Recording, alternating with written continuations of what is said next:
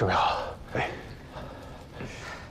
，1、2、3。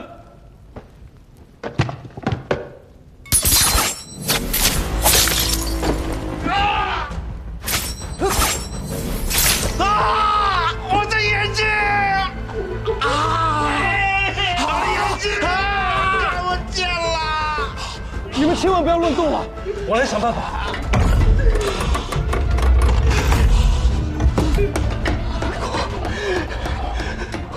我们俩是出不去的，你别管我了，快走吧！你有办法，你相信我，你有办法。二姑，叶天豪，你个狗东西！我做鬼也不会放过你！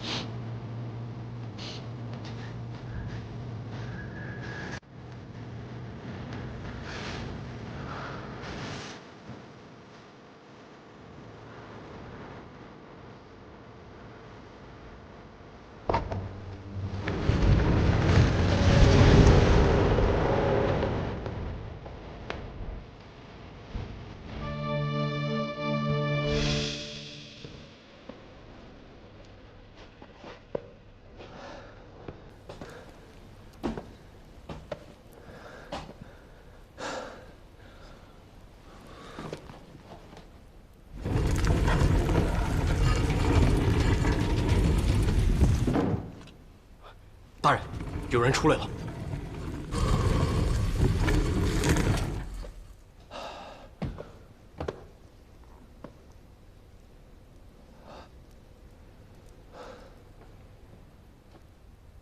去禀报侯爷。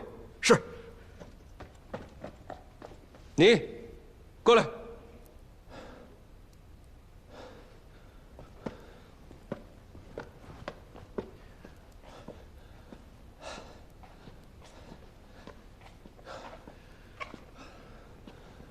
草民藏海，拜见大人。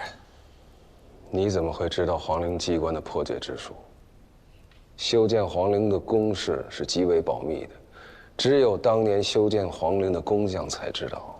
难不成你是他们的后代，想伺机盗墓？大人，小人困惑。您既要找能够活着走出地宫的风水先生， 却又质疑他们名不副实，难道您不信风水之说？你少跟我在这儿逞口舌之快，快说，怎么出来的？草民只是破解了地宫中断骨陶的机关，这断骨陶本就罕见，自然是要用特别的方式来排列。这墓道中是用一整兽坐镇，自然是用九星位法来布置机关。那么断骨陶 也是依照这样的规律。你竟然懂得九星位法？九星位法是官家修领的秘术，我们民间手艺人不过是懂些皮毛而已，和大人们自然是没有办法相比。草民也只是性命攸关之际胡乱猜中，幸得神婆庇佑罢了。乡间杂学 怎么能够和我们正统相比？你那些庞杂学说能触到一点堪舆之术的门道，也算是你幸运。不过，侯爷到。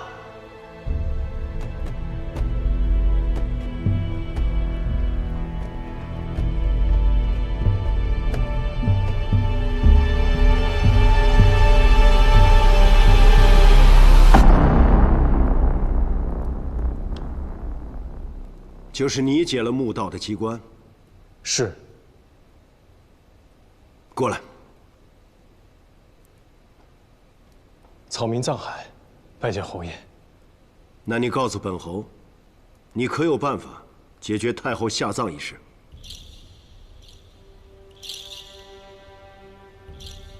有，侯爷，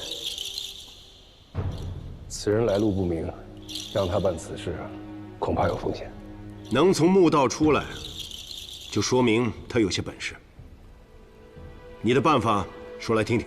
回禀侯爷，太后下葬仪式，一场大雨过后，自然能解。为何一定是雨后？镇上坎下为雷水解卦，有险难缓解之意。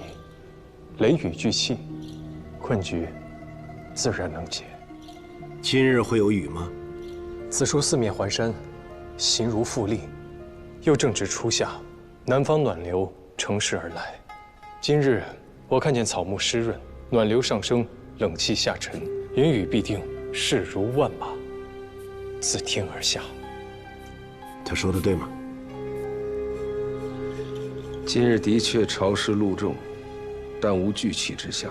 按我们的论法，今天的雨一般一般。申时之前，一定会下雨。青天剑对官家负责，说话要留有余地，不像你们这些旁门左道，为了骗人硬把5成说成10成。不是5成，是10成。这雨今日一定会下。去陵外，请孙公公进来。是。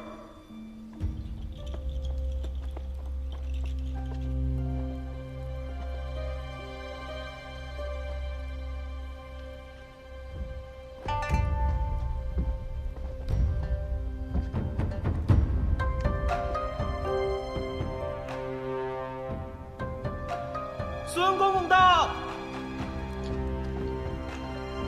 哎呀，你说刚才好好的，眼见到门口了，却下起雨来了。侯爷，听说有人破了皇陵的机关，想必是有些办法了。正说这事儿呢。哦，你说中了，雨已下，你有什么办法解决下葬的难题？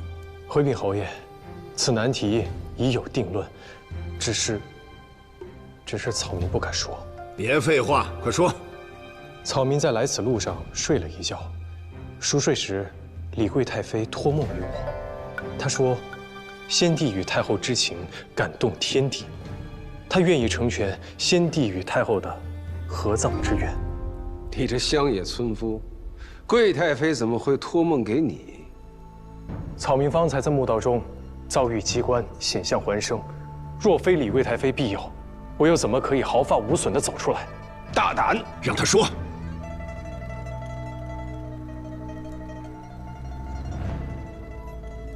但合葬乃风水大事，更何况是皇家陵园，若不顺应天意，轻则先人魂魄不安，重则动摇后代根基，所以需在大雍疆土的东西南北中5个方位常燃明灯，再由皇室子孙守灯7夕49日，方不动摇社稷。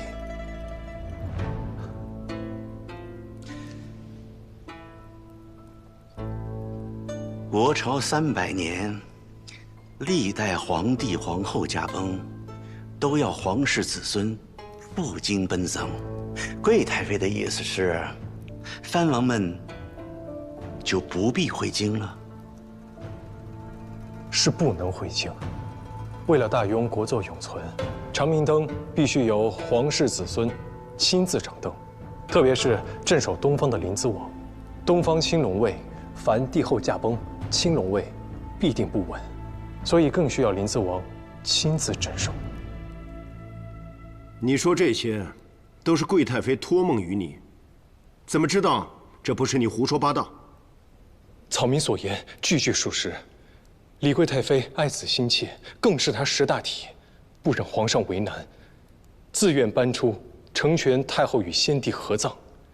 她明日午时前便会显灵，侯爷不妨再等等，明日便可见分晓。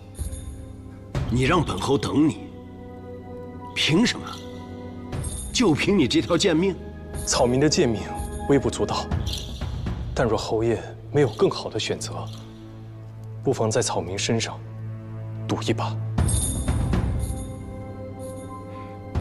孙公公，您看这事儿，既然是贵太妃托梦了，那我就先回去静候了。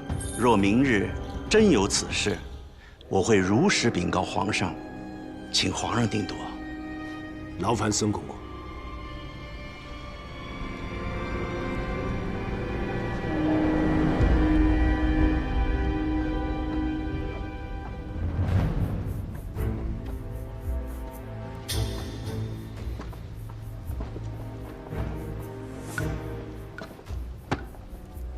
知道这太监是什么人吗？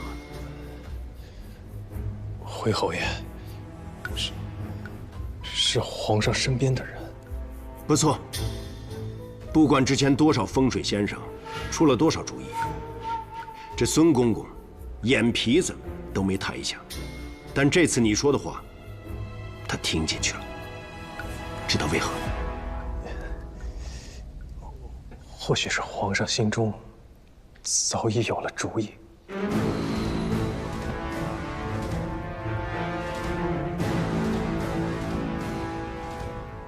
确实挺聪明。不过说法归说法，本侯看的是结果。侯爷，草民还有一事相求，可否让我进到内殿去？草民也好给李贵太妃回个信儿。内殿岂是你这种人可以随便进出的？带他进去。侯爷，无需多说，我们就看看贵太妃明天会不会显灵吧。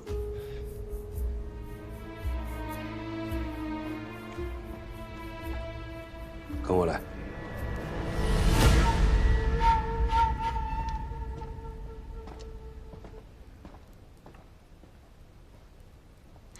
去焦，查查他的底。是。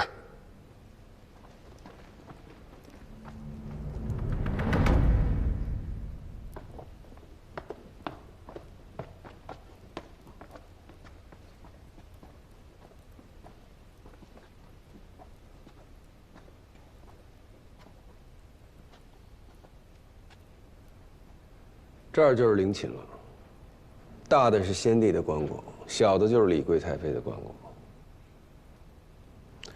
你能有幸来这儿瞻仰，就算明儿个死了，这辈子也无憾了。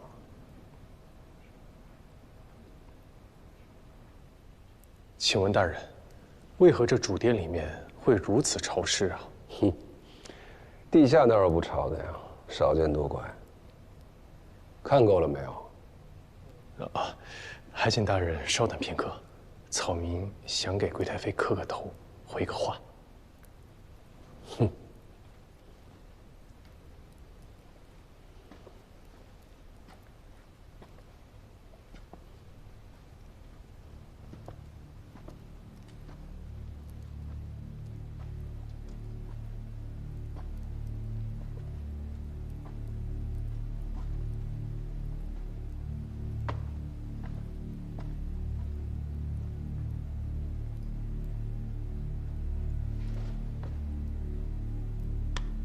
草民藏海给贵太妃磕头了，谢贵太妃庇佑草民大难不死。磕头都磕错了方向，扰了贵人的清静，你担得起吗？草民已将贵太妃的心愿转达，不负所托。行了，走吧。是。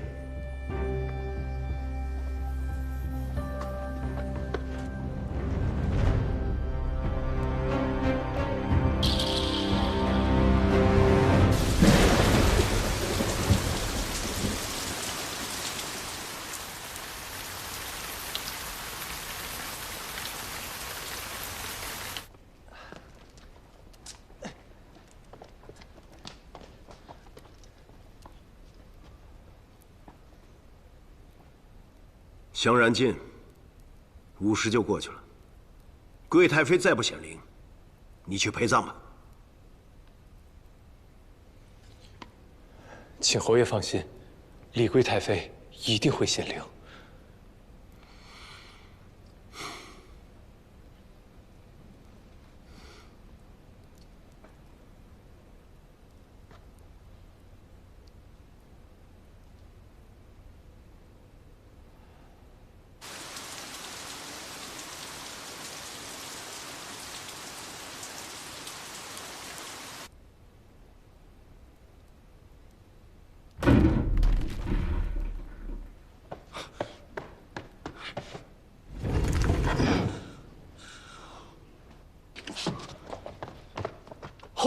贵太妃的棺椁往前塌了。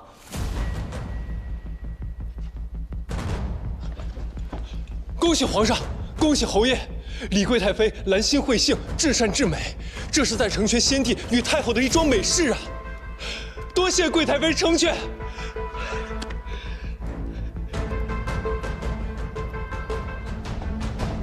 谢贵太妃成全。谢贵太妃成全。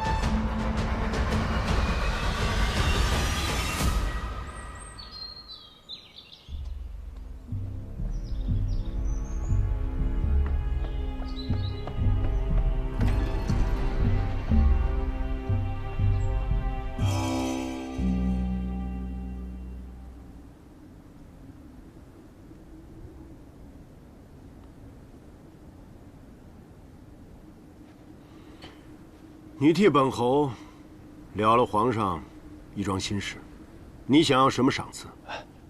能帮侯爷分忧是草民的本分，不敢要赏赐。既然你不要赏赐，那我就要数数你的罪状了。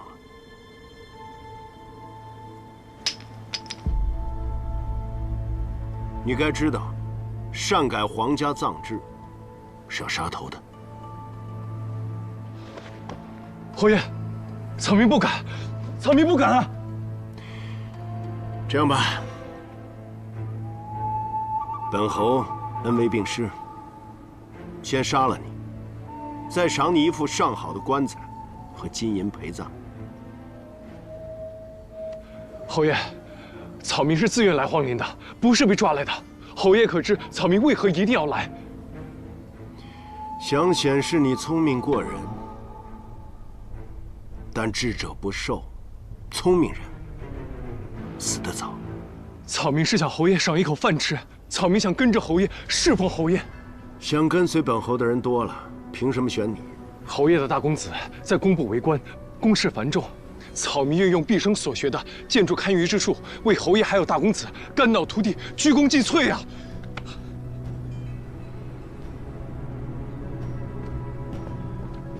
侯爷，说，此人来路查明了，温州府生人，8岁父母双亡，流落到江宁府清泉镇，跟着一个木匠营生。前不久一场大火让他流离失所，只能北上寻找出路。于几日前刚到京城。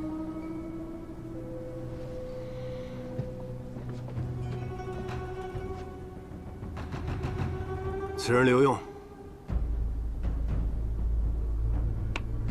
多谢侯爷。去侯府报道，不得有误。侯爷，小人还有一事相求。与草民同行的几人在墓道中不幸殒命，若侯爷能对他们月行抚慰，他们九泉之下定会感恩侯爷的厚德。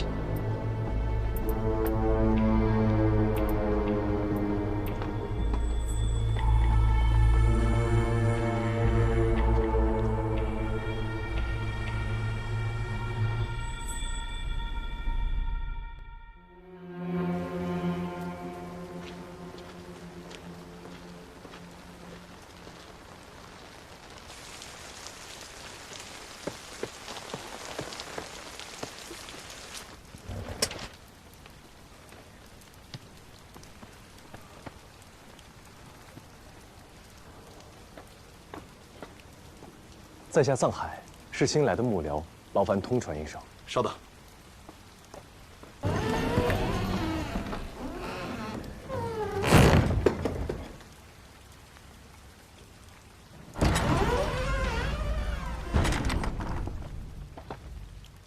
你是藏海，在下正是。这是你的衣服和腰牌，收拾好你的行李，明日去后门的摄人府报到。是。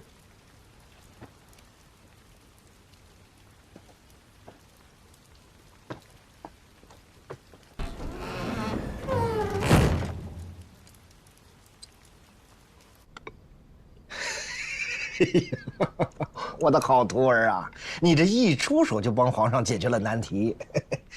是李贵太妃自愿显灵挪官，这样一来，皇上既得了臣心，又没有失了民心。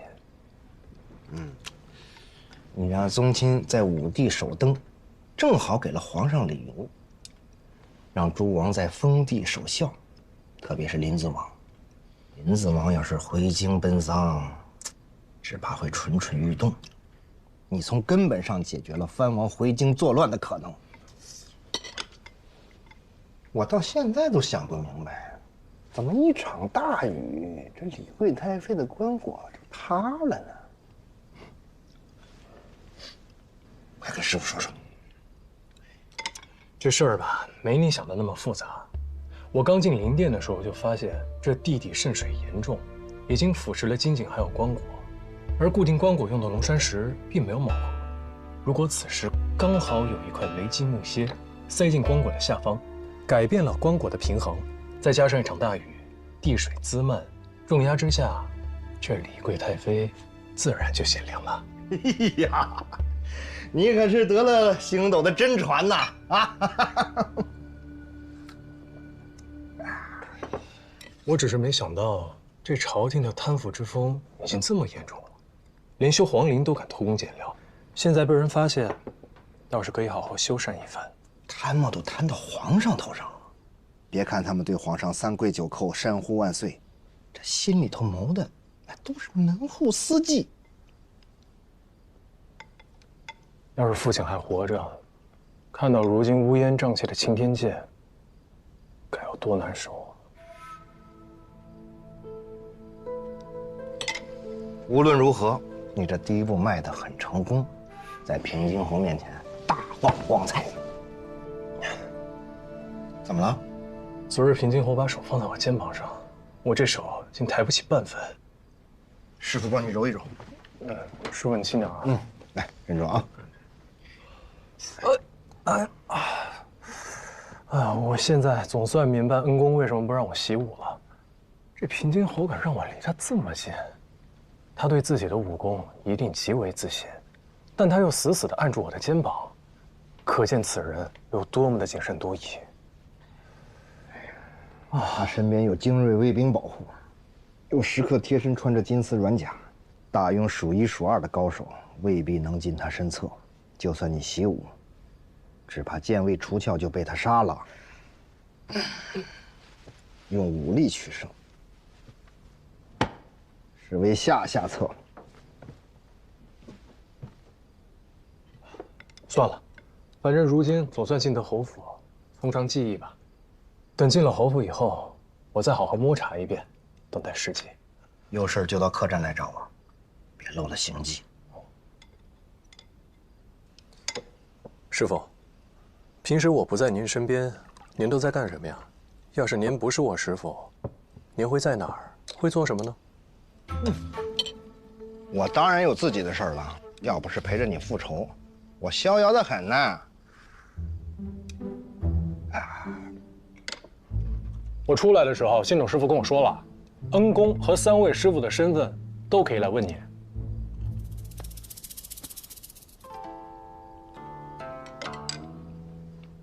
想知道？这顿你请。师傅，我年纪尚轻，囊中羞涩。这我年纪大了，还两手空空的，岂不更可怜啊？拿过来吧。行。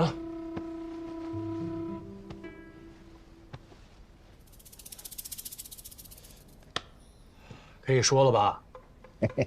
我当然可以告诉你了，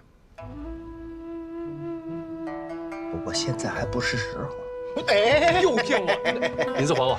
兵不厌诈，姜还是老的辣。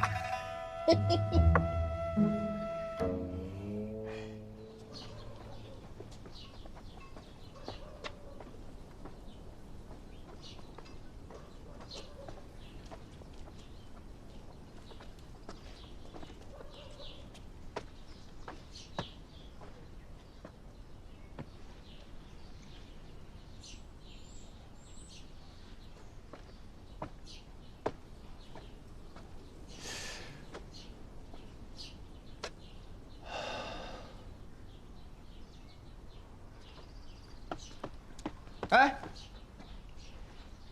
你就是新来的幕僚？在下藏海。啊，我叫慧剑，也是侯府的幕僚，比你早来个2年。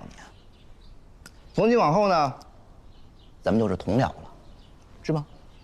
不，哎，我听说你的事儿了啊，本事不小啊，居然能够活着从皇陵里出来，还进了咱们摄人府。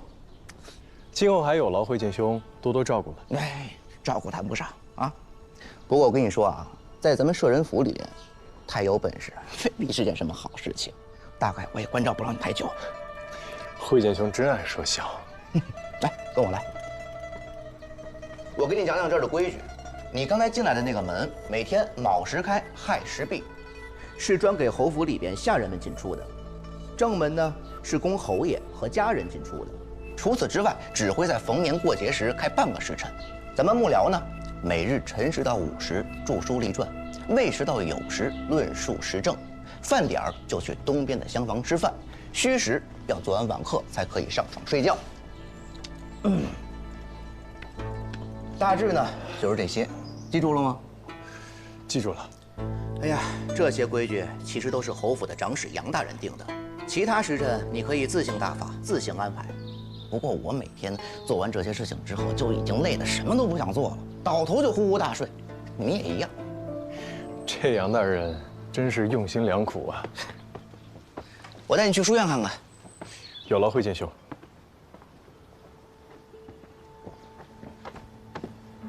楚兄，侯府里来了青年才俊，是件好事，何必如此惴惴不安？这个藏海我在皇陵里见过，此人聪明谨慎。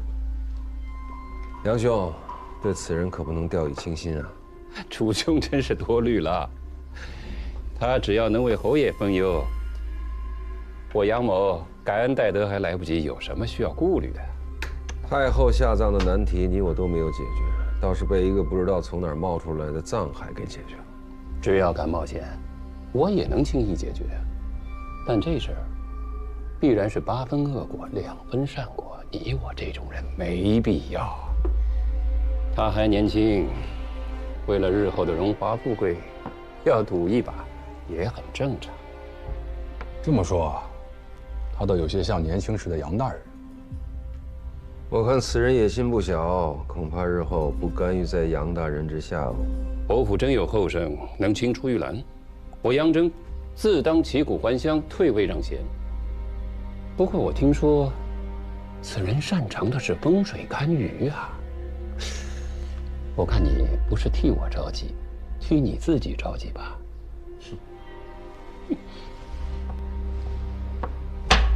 将军，承让了。伯爷，再来一盘。曲兄，侯府里来了新幕僚，我是摄人府的管事，不去招呼一下，有点说不过去。先走一步。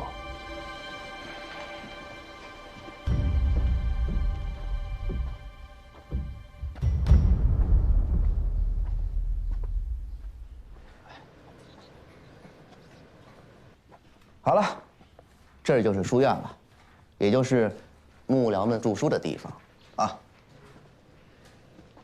杨大人吩咐了，要将侯爷的功绩记录在册。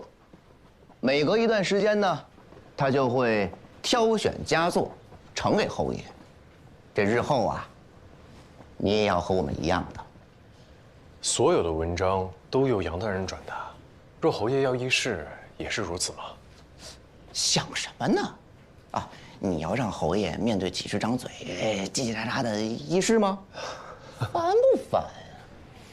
人家杨大人会把议事的条程给布置下来，幕僚们呢各抒己见，哎，他得让人记录下来，把好的呈上去。这不过嘛，这最后啊，侯爷采纳了谁的意见，我们谁都不知道。因为最后统统都变成了杨大人的意见啊！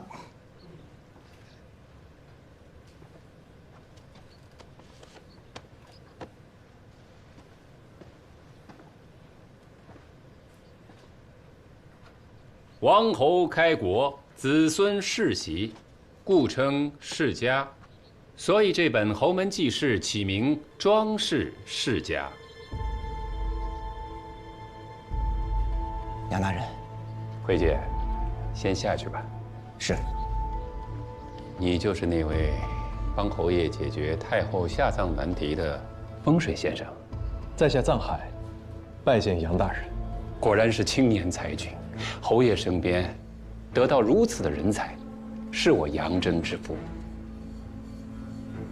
贵县方才把这里的规矩都跟你说了吧？是。这儿的规矩，比太学、詹师傅的都要大。但你们在这儿养成了规矩，以后到了朝堂之上就不会犯错，才不会给侯爷丢人。杨大人的意思是，幕僚们还有机会进入朝堂议政，在朝为官了。当然啊，侯爷设舍人府就是为国朝选贤举能、提拔栋梁，难不成让你们在这里都虚度光阴吗？不过你们这些读书人知道怎么跟侯爷这个武将打交道吗？一不小心就军令处罚，到时候别说加官进爵，就连小命都可能不保。我不护着你们，谁还能护着你们？还是杨大人思虑周全啊。我为什么让他们在这里编撰装饰世家，就是为了让他们多了解侯爷，知道侯爷的喜好，免得在他面前失了欢心。只要将来时机成熟，我定会引荐他们，得到侯爷的赏识。原来如此，小的受教了。你有惊天伟地之才，今后在侯府定能崭露头角。杨大人，侯爷问起今日是否有一名叫藏海的幕僚前来报道。啊，侯爷什么事？侯爷说让他看看内园的风水。啊，是这样啊，藏海在这儿，赶紧去。是。哦，对了，有一件要紧的事差点忘了。昨日暴雨，祠堂漏水，侯爷命我找人修缮，但祠堂的屋檐斗拱都是老式的法子，我找了一大圈都没找到会这门手艺的工匠。等又落了雨，那祠堂的祖宗牌位又要遭罪了。听说你会堪舆之术，修缮旧宅，不知道会不会？小的对堪舆营造之术略通一二，或许可以帮到杨大人。哎呀，太好了！看今天的天色，恐怕是要下大雨，不知道还来不来得及呢。算了，见侯爷要紧，别耽误正事儿。侯爷要是怪罪下来，我担着就是，怎么也连累不到你的身上。祠堂供奉的都是庄稼先祖，大庸以仁孝治天下，侯爷也是至诚至真之人。我若放任祠堂失修，导致庄稼先祖牌位受损，乃我大失职啊。可是侯爷那边，还请杨大人替小的给侯爷回个话。小的今日恐怕不能替侯爷看园子了。你放心，侯爷跟前我一定替你美言。谢谢杨大人。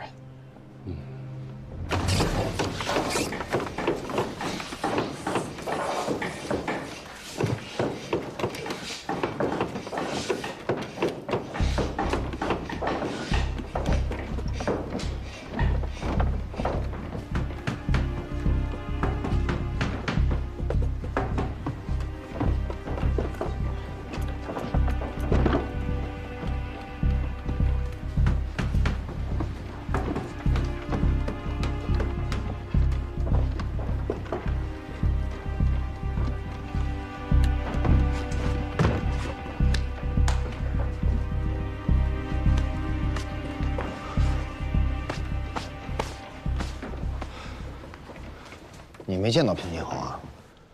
侯府守卫极为森严，平津侯不愧是行务出身。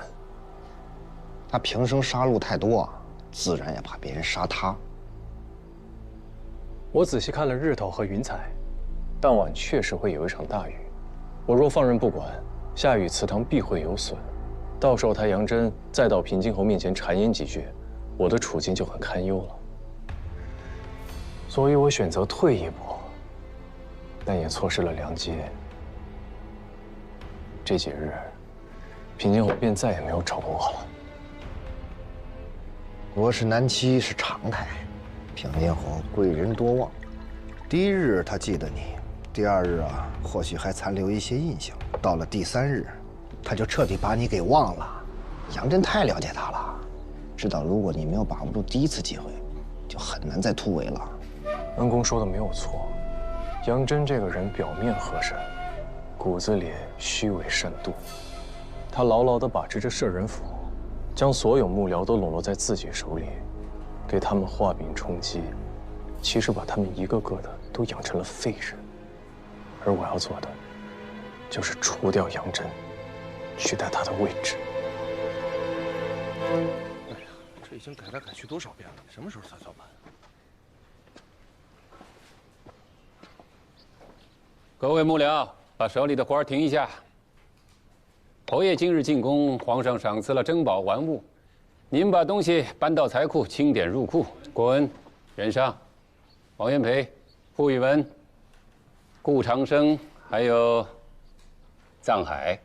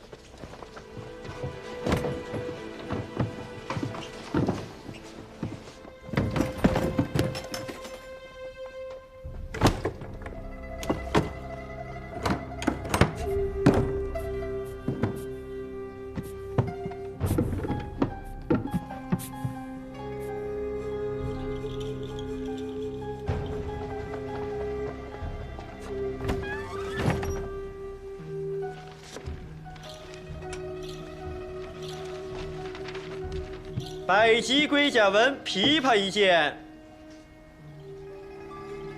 定窑白釉牡丹纹眉瓶一对，金镶宝石玉带2副，早春山水图1幅，宝冠玉带准题坐像1件，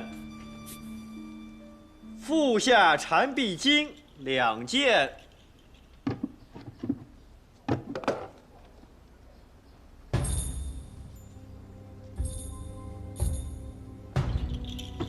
长锋剑1柄，玉钩描青龙纹佩2对，和田玉带钩10件，玉叮当手镯10只。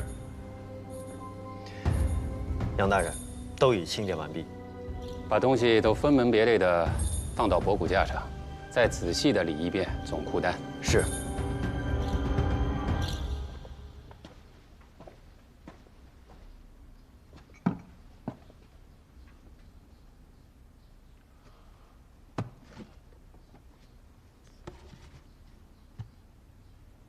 这和田玉杯怎么少了1只啊？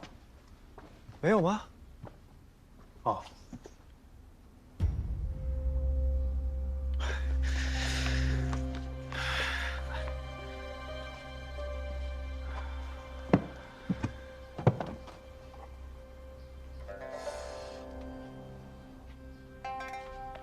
加下曲是何意啊？就别问了，就当什么都不知道。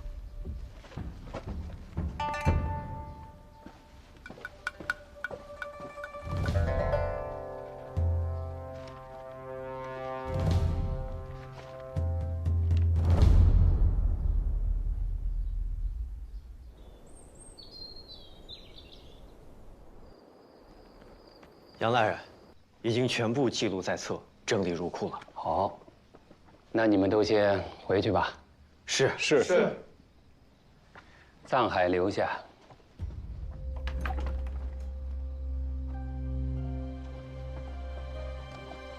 去吧。是。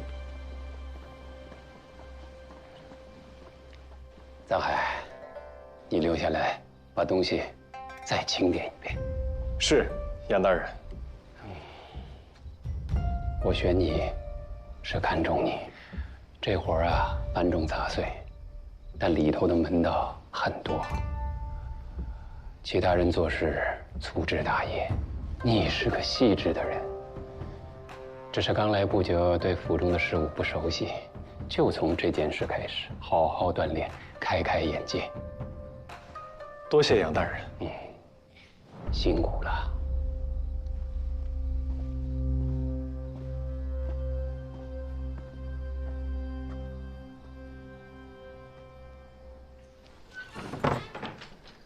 这个人出来之后，给我仔仔细细严查搜身，如有夹带，立刻抓起来。是。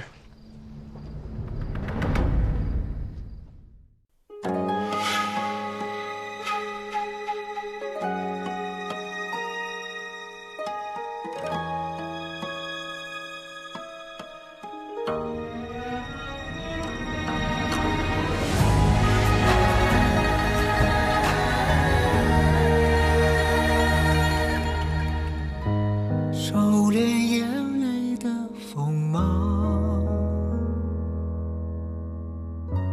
掌心念着危险的渴望，惊涛袖里藏，惊雷无声响，城府深，深不过我目光。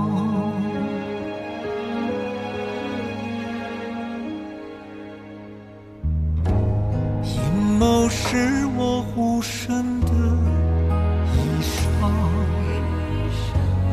阳谋是我纵横的刀枪，用隐忍的狂，稀释道德藏，也不黑，只因为我心滚烫。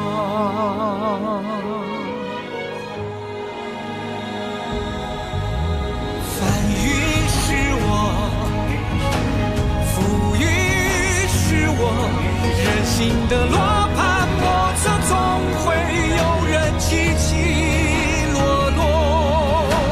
盛夏是我，雨多是我，当夕阳如烈日赤裸，与君共高歌。芒种是我，秋收是我，天下是我苍生。